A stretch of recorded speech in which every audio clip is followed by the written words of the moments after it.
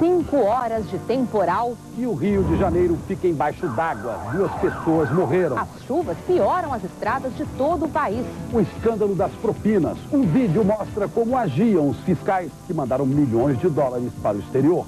Vocês estariam querendo juntar os 3 milhões de dólares, certo? E são 10% de vocês, é isso mesmo? Pois eu estou errado. É verdade. O presidente Lula chega a Davos, na Suíça, vê protestos contra a globalização e defende o lugar do Brasil entre as grandes economias mundiais. No Fórum Social de Porto Alegre, o tema principal foi a ameaça de guerra no Iraque. Um brasileiro vai para a terra de Saddam Hussein servir de escudo humano contra os mísseis americanos. E o sábado de gols bonitos. E briga feia na Copa de Juniores. Agora no Jornal Nacional.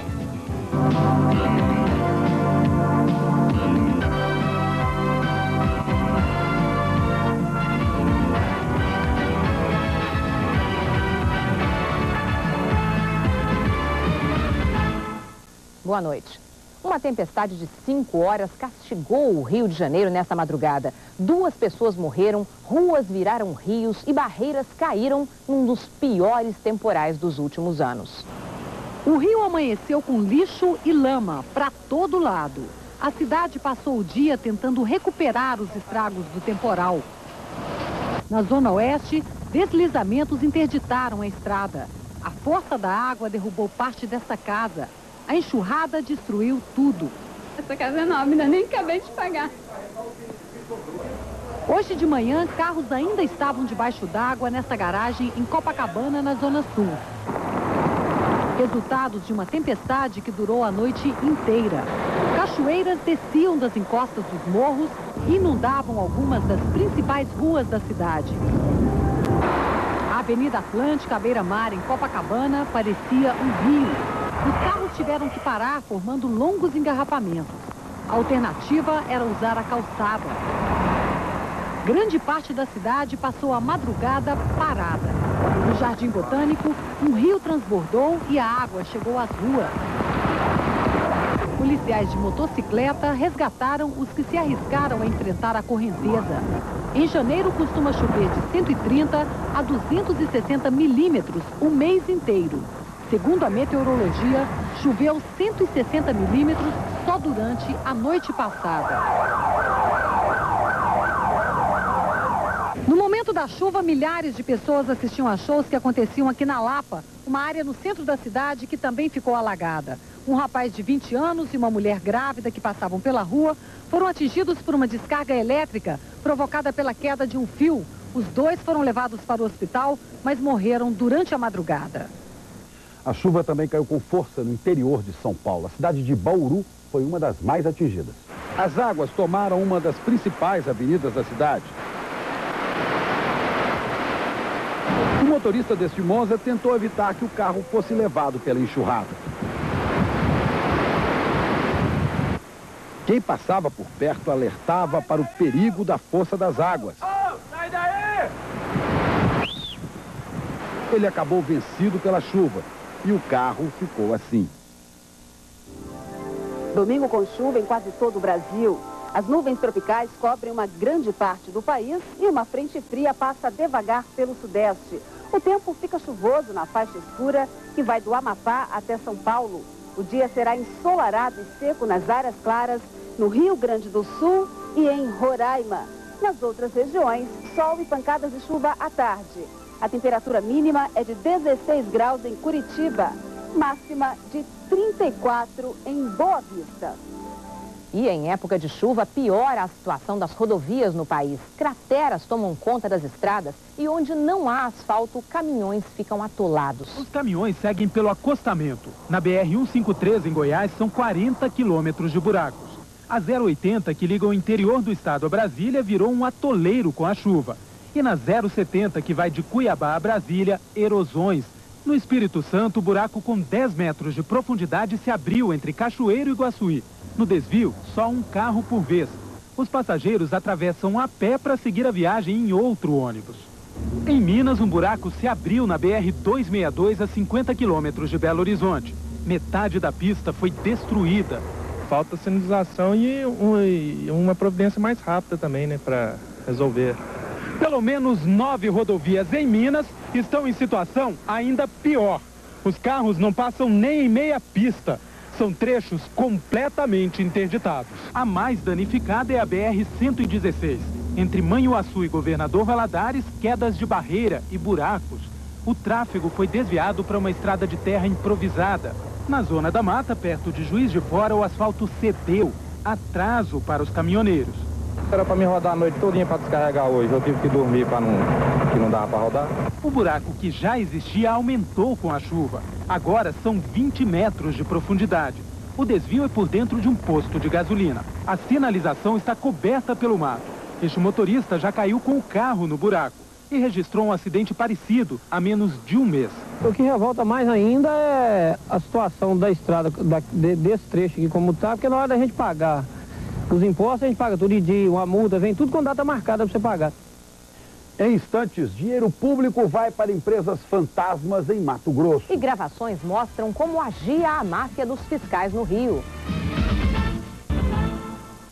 O Ministério Público do Rio decide reabrir as investigações sobre a cobrança de propinas feitas por fiscais de renda a uma distribuidora de energia. Gravações mostram um fiscal e um intermediário negociando com um funcionário da empresa. As negociações para o pagamento de propina a fiscais de renda eram conduzidas por este homem.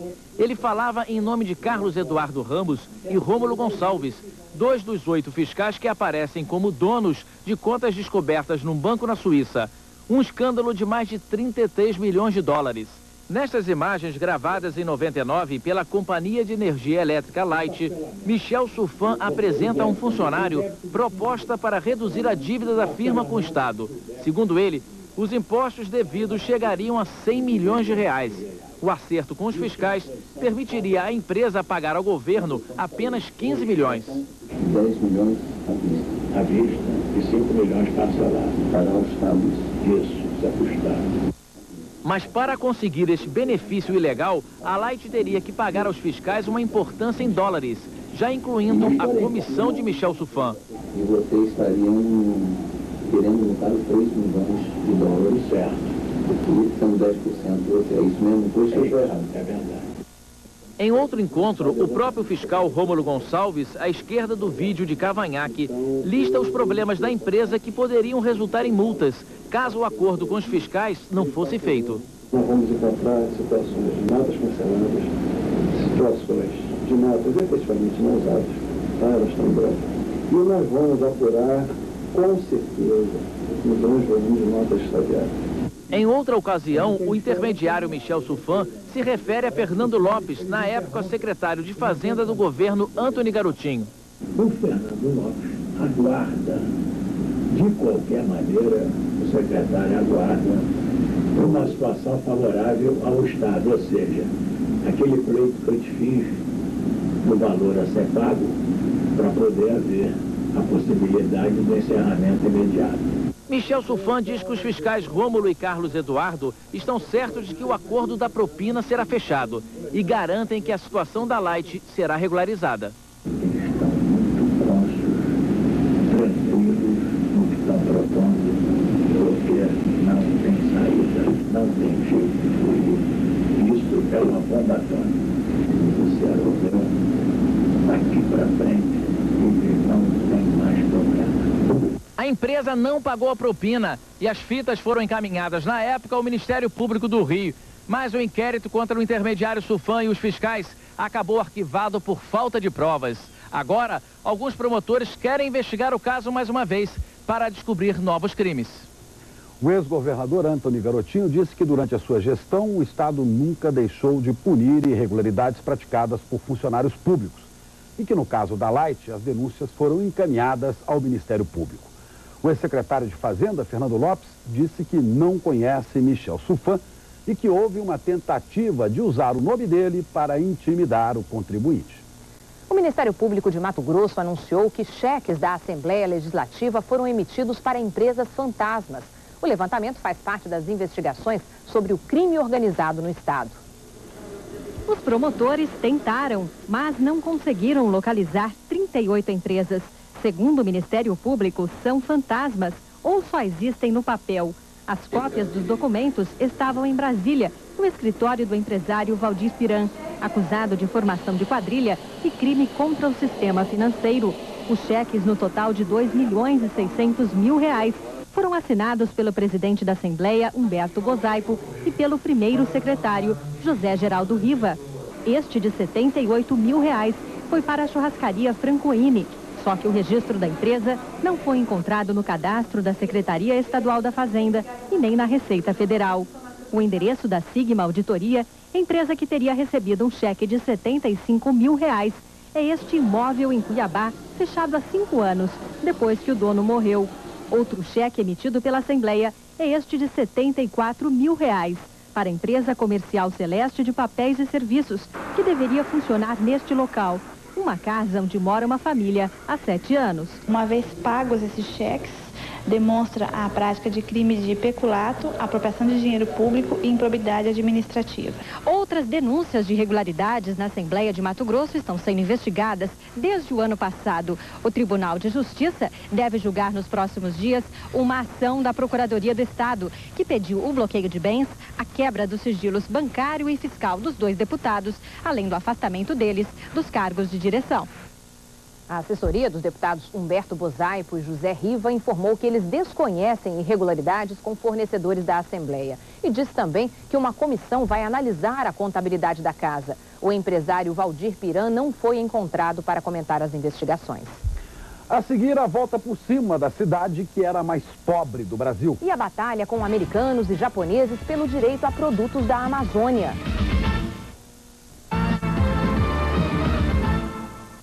O cupuaçu é um dos principais produtos da floresta amazônica, mas agora quem exporta a fruta não pode mais chamá-la pelo nome, a não ser que pague royalties a uma empresa do Japão. E há outros casos semelhantes. O caso mais conhecido é o da ayahuasca, um cipó com propriedades alucinógenas usado tradicionalmente nos rituais da seita do Santo Daime da região amazônica, patenteado nos Estados Unidos. O extrato da espinheira santa virou um medicamento contra a gastrite, patenteado por uma empresa do Japão. O óleo extraído da andiroba e da copaíba foi patenteado na Europa, Estados Unidos e Japão para a fabricação de cosméticos. O caso mais recente é do cupuaçu. A fruta nativa da Amazônia é usada na fabricação de cosméticos e doces. Uma ONG que ajuda na exportação de doces feitos com frutas regionais fez contatos com uma indústria na Alemanha e já estava fechando o negócio quando descobriu que os doces não poderiam levar o nome cupuaçu. É que uma indústria japonesa registrou na Organização Mundial de Propriedade Industrial o nome da fruta como marca e também patenteou o processo de extração do óleo de cupuaçu e da fabricação de chocolate. Nós achamos isso uma agressão muito grande, uma forma de se apropriar e monopolizar não só assim esses processos técnicos, mas também o próprio nome. Esta fábrica de bombons caseiros está no mercado há 8 anos. Pela primeira vez começava a se preparar para exportar, mas quando o dono soube que não poderia usar o nome cupuaçu, teve que mudar os planos. Seriam mais 10 vagas, mais 10 funcionários aqui nessa empresa. Nós já tivemos um caso semelhante quando a cachaça foi registrada como marca na França. E nesse caso, o INPI atuou junto ao INPI francês e nós conseguimos anular o registro dele. E nós agora vamos fazer a mesma coisa em relação ao cupuaçu. O Brasil está propondo... O diretor do INPI também esclarece que é proibido patentear o nome de frutas. As empresas conseguem o registro porque as autoridades responsáveis pelo patenteamento em países estrangeiros não conhecem os produtos brasileiros. Há quase 5 anos, uma pequena cidade de Alagoas era a pior do país no ranking de desenvolvimento humano. Mas São José da Tapera passou por uma revolução e mudou para melhor. São José da Tapera, no sertão de Alagoas, está entre as 36 cidades do país que mais avançaram no Índice de Desenvolvimento Humano. De acordo com o último levantamento do IBGE, o município ganhou 74 posições. A cidade conseguiu sair do topo do ranking da pobreza seguindo uma receita que juntou administração municipal correta, uso racional dos recursos de programas federais, mobilização dos moradores e parcerias com organizações não governamentais. A taxa de analfabetismo caiu de 50% para 30%. As crianças que trabalhavam agora estão na escola. Minha vida era um sacrifício da gota, nem comia nem nada, ia para com fome. Os avanços mais significativos foram na redução da taxa de mortalidade infantil. Em 98, de cada 1.000 crianças que nasciam em São José da Tapera, 140 morriam antes de completar um ano. Hoje, de cada 1.000 que nascem, morrem 32. Laiane está com 1 ano e meio. Até os 7 meses de idade, tinha apenas 5 quilos. Hoje, pesa mais de 10. Ela chegou tão desnutrida e, graças a Deus, já tem aumentado mais. Como Laiane, outras 500 crianças estão conseguindo vencer a desnutrição.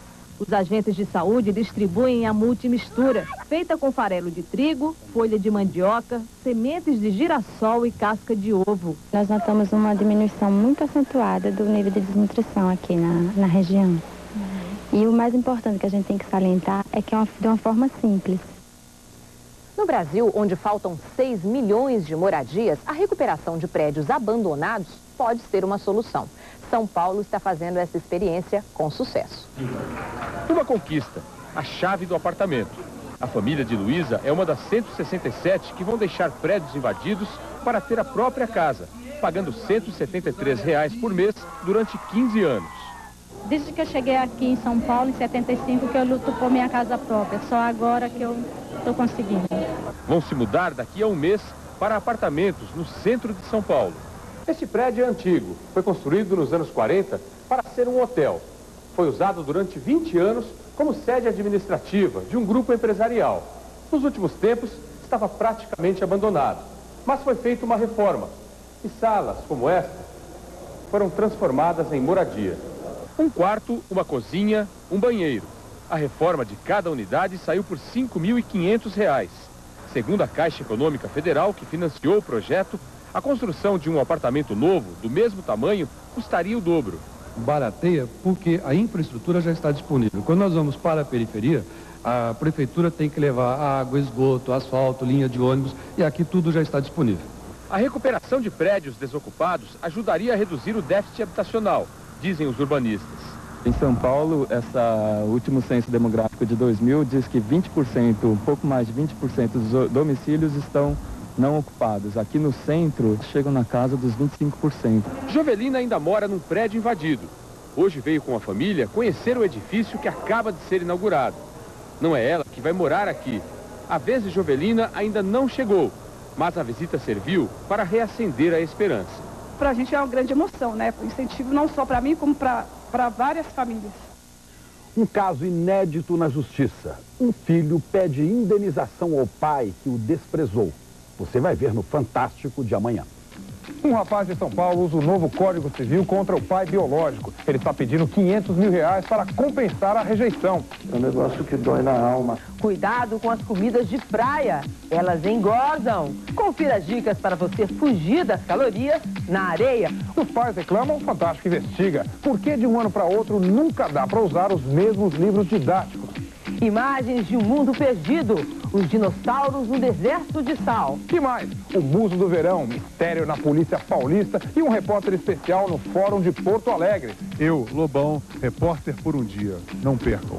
Só mesmo no Fantástico, logo depois do Domingão do Faustão. Não dá pra perder. Até lá. E veja em instantes, brasileiro vai servir de escudo humano no Iraque. A ameaça de guerra dominou os debates no Fórum de Porto Alegre. E protestos anti-globalização fazem Lula chegar a Davos de helicóptero. O presidente Luiz Inácio Lula da Silva já está na Suíça para participar do Fórum Econômico Mundial. Por causa de protestos contra a globalização, o presidente teve que pegar um helicóptero em Zurique para chegar a Davos, como mostra o enviado especial Marcos Uchoa. Em outros anos, representantes dos governos dos Estados Unidos vinham a Davos para falar de economia. Como as coisas andam mal nesse front, o assunto é mesmo guerra. O secretário do Estado, Colin Powell, chegou falando em encontrar uma solução com a ajuda da comunidade internacional. Mas na prática, ele se encontrou com o primeiro-ministro da Turquia, Abdullah Gül, para pressionar mais uma vez por uma ajuda maior para um ataque ao Iraque. O governo turco aceita ceder o uso de bases aéreas, mas não quer tropas americanas. Depois, Colin Powell não aceitou o oferecimento do governo da Suíça para uma mediação entre Estados Unidos e Iraque. Davos viu também manifestantes protestarem contra a guerra. Com a opinião pública na Europa majoritariamente contrária a um ataque ao Iraque, a voz das ruas é bastante representativa e o sentimento anti-americano está crescendo nessa região do mundo. Cai a reputação dos Estados Unidos e caiu o presidente do Banco Central do Brasil. Henrique Meirelles ia se encontrar com Anne Kruger, do FMI, e decidiu andar do hotel para o centro de congressos. No meio do caminho, escorregou, pisou em falso, caiu, sentiu muita dor. Aqui em Davos, realmente está tudo cheio de neve e essa não é a praia dos brasileiros. Resultado, ele teve que ser trazido aqui para o hospital, onde ficará nos próximos dias. Conferências, palestras, encontros para o presidente do Banco Central, agora só no hospital. Henrique Meirelles quebrou a tíbia da perna esquerda em 3 lugares e foi operado para botar uma placa de titânio. Ele vai ficar 5 dias no hospital. Quando o presidente do Brasil, Luiz Inácio Lula da Silva, começou a viagem para Davos, ele já estava cansado. Vinha de um longo dia e no avião não quis ser incomodado. O ministro do Trabalho, Jacques Wagner, era um dos que o acompanhavam no voo. Na primeira classe, dá para descansar bem. E a comida, que já é normalmente boa, dessa vez era ainda melhor. Cozinheiros brasileiros de nome, que iam participar de um encontro na França, prepararam uma comida especial. O presidente foi dormir e de manhã revisou o discurso preparado para Davos. Ele só chegou à cidadezinha nos Alpes Suíços às 7 da noite. Veio de helicóptero. Cara cansada, não quis dar entrevistas. E é compreensível, não só pela longa viagem, mas pelo que vinha pela frente. Apenas 1 hora de descanso e o presidente foi para um jantar em que ele era o convidado mais esperado. 24 líderes da América Latina e também de Portugal e Espanha estavam lá. O primeiro compromisso de Luiz Inácio Lula da Silva foi leve. É amanhã que Davos espera ouvir uma mensagem que vem do novo governo do Brasil, mas que representa opiniões e preocupações de muitos no mundo inteiro. Eu acho que o mais importante de tudo é a gente dizer o que a gente pensa do Brasil, o que a gente espera do Brasil e o que a gente pode fazer pelo Brasil. Eu acho que o mundo pode ajudar os países em desenvolvimento. Acho que é preciso que a gente restabeleça a confiança nos países emergentes. Eu acho que o Brasil é grande demais para ficar sendo vítima de especulação. No Fórum Social, em Porto Alegre, palestrantes discutem os efeitos de um ataque americano contra o Iraque. O dia hoje foi de protestos. A coreografia chama a atenção para a preservação das fontes de água do planeta. Os atores ligados ao WWF, organização ambiental que atua no mundo inteiro, pediram água potável para todos. Estes ativistas americanos travam uma batalha nos Estados Unidos. Querem tirar do corredor da morte 3.500 americanos. Condenados que já receberam o perdão, falaram hoje via satélite com participantes do fórum. Mas os Estados Unidos estão no centro dos debates por outro motivo. A iminência de um ataque ao Iraque colocou a guerra como um dos principais temas do Fórum Social Mundial. Em pelo menos 4 grandes conferências e 40 oficinas, este será o assunto nas discussões aqui em Porto Alegre. O escritor paquistanês Tariq Ali percorre a Europa com outros intelectuais tentando convencer governos a não apoiarem uma guerra contra o Iraque. Para ele, só manifestações da população americana poderiam evitar o ataque. O ministro-chefe da Casa Civil, José Dirceu, lembrou a importância dos movimentos pacifistas americanos. Ele participou hoje de uma mesa de debates sobre organismos internacionais. Que a guerra do Vietnã foi ganha, em grande parte, dentro dos Estados Unidos. O ministro alertou para os problemas econômicos que a guerra traz, como a fuga de capitais e a alta do preço do petróleo. Desorganiza e aprofunda a recessão mundial, certo? Evidentemente que uma guerra para um país, para a América Latina em geral, será uma tragédia. E uma caravana com pacifistas deixou hoje a Inglaterra em direção ao Iraque. Os voluntários querem servir de escudos humanos na guerra, entre eles um brasileiro. Tensão nos últimos dias de trabalho dos inspetores da ONU no Iraque. Hoje, um homem armado com uma faca tentou invadir a base da missão das Nações Unidas em Bagdá, mas foi dominado pelos seguranças. Outro iraquiano invadiu um carro da caravana da ONU para tomar os documentos dos inspetores. Os seguranças tiveram muito trabalho para convencê-lo a devolver os documentos. Hoje também foi um dia de manifestações pela paz em todo o mundo. Os alemães Os líderes da oposição à guerra na Europa fizeram um grande ato de protesto em Colônia. Até o inimigo de guerra do Iraque, o Irã, fez um apelo contra a guerra. Em visita à Índia, o presidente iraniano Mohammad Khatami disse que o conflito vai gerar instabilidade em todo o mundo árabe. Aqui em Londres, um grupo de pacifistas organizou uma caravana que vai levar voluntários para servir de escudos humanos na guerra. A ideia deste veterano de guerra americano, que renegou a sua cidadania por discordar da política externa do seu país. Ele tatuou na mão a data em que pôs fogo no seu passaporte americano. Encontramos um brasileiro no meio dos ativistas que lotaram 3 ônibus símbolos da cidade londrina. Flávio Rivara é gaúcho na cidade de Rio Grande, onde tocava numa banda de rock. O plano de Flávio é servir de escudo humano nas escolas e nos hospitais de Bagdá, os alvos mais sensíveis da guerra.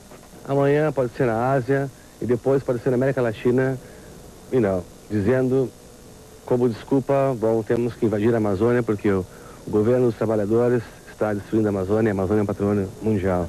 Na hora de partir para a missão, o abraço dos poucos amigos e da namorada de Londres. E uma mensagem para a família do Brasil, que ainda não tinha sido avisada da perigosa aventura de Flávio. O que você diria para sua mãe? Não se preocupa que tudo tranquilo, não tem perigo nenhum, interessa. Eles vão passar por vários países da Europa e no caminho...